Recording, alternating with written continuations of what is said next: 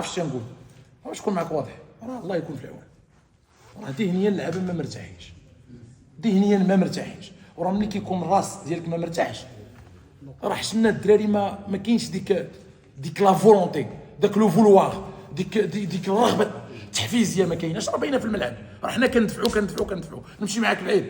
راه في التشيره مقابله التشيره الكره ما بغاتش تدخل، لانه علاش انا نهضر معاك بالواضح، نهضر على لو كوتي تكنيك.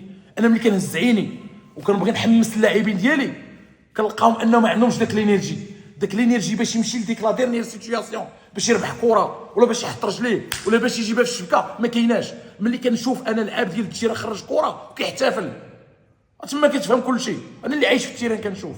اليوم ملي كنهضر مع اللعاب ديالي كنقول ليه زيد افونس دير، كيقول لي وي كوتش، ولكن كتحس به انه هذا بشر ربي صنعو بهذه الطريقه، كتحس به كاينه شي حاجه في الداخل ديالو ما مرتاحاش.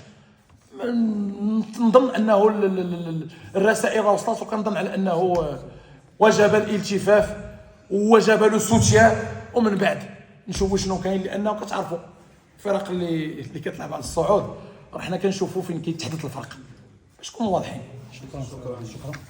اولا انا ما نستسلمش، باش نكون معك واضح، انه الحمد لله عندي ناس اللي هما تايقين فيا، واللي اهم انهم يثقوا فيا هما اللاعبين ديالي.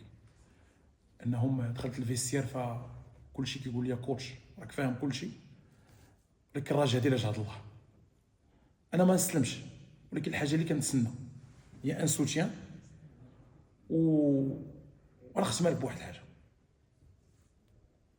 خصنا كلنا نتكلموا لغه واحده. كنظن انه حان الوقت.